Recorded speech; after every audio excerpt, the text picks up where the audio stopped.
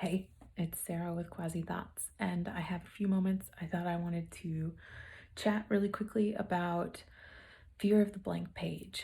Um, I have totally been there, and I've totally gone through that. I've got a couple journals that I have completed, but on the whole, I don't complete a lot of the books that I've gotten into because I've been so planner confused.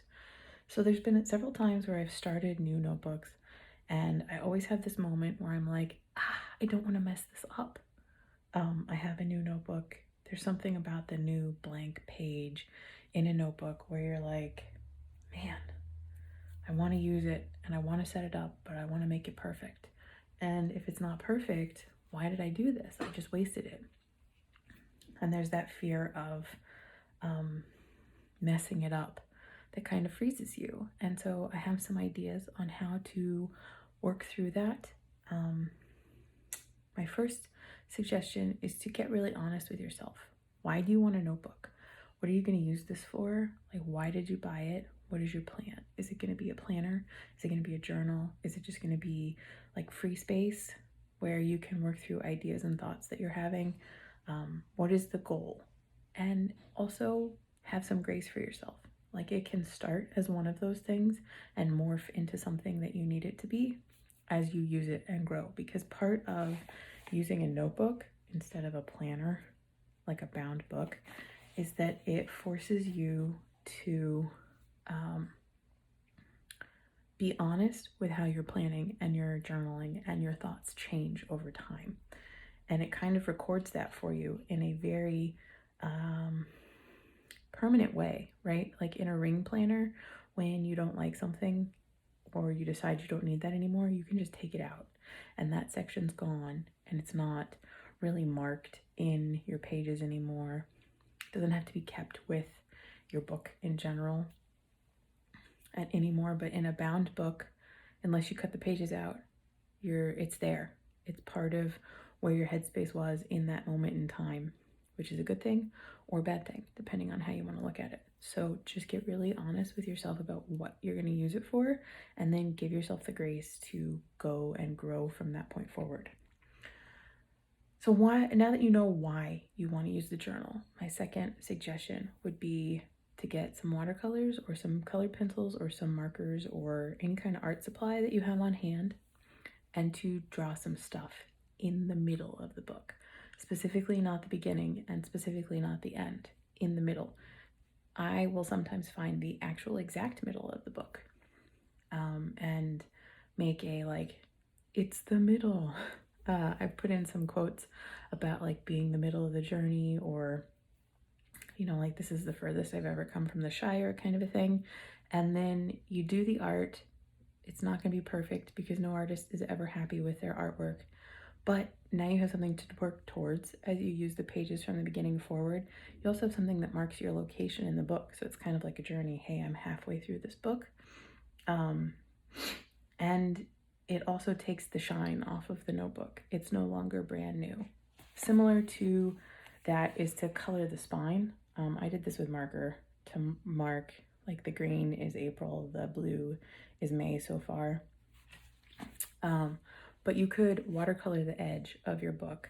That's another way to get the shine off of a notebook, especially if you use a little too much water, so that the watercolor goes into the book and actually bleeds in onto the pages. And then every page you touch is going to be slightly colored already by the watercolors, which can be really beautiful if you're into that kind of wabi-sabi, perfectly imperfect vibe. And I happen to really like that. I'm leaning towards doing that on my nextology when I set it up. So my next suggestion is, if you have kids, similar to you drawing in the middle of the book, give them a page, a spread or two. I like in the beginning of the book. I did this with my daughter. I had her write me a letter in the beginning of my book. So she drew a picture for me, and then she wrote me a letter and watercolored the pages. And then we got really into foiling. And so she wrote this quote and we foiled it together, and then we put it on her page, and it becomes a beautiful memory that you can look back on, and it makes the book even more yours. And it helps you kind of get past and beyond this newness, because the book is only scary when it's blank, right? Once you've written some stuff in it, it loses that power to intimidate. And I really think that power, that fear, comes from not wanting to mess it up. Like, I think planner people tend to be a touch on the perfectionist side, and there's this big pressure, especially with Instagram, to make spreads perfect and to make your planner perfect and to kind of go for this simplistic perfection. And at least for me, that's not my real life. So the other couple things that I like to do when I don't know what to put on pages are to add meaningful quotes, or just really, and I mean as simple as do a Google search for quotes on anything you're wrestling with currently. So it could be just an idea or a thought that you're having.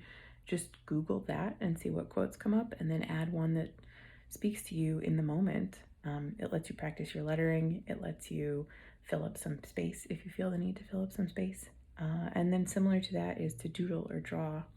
And you could always bring your kids into this too. So if you have some space, be like, hey, will you draw mommy a picture or daddy a picture right here for me, please? Or will you write me a note? Something like that. Because I, from experience, love those things that I have her do in my planner more than the stuff that I put in there or the records that I keep in there. And absolutely the things I like about my planner the least when I go back to look at it are my tasks and appointments and the things that I had to do.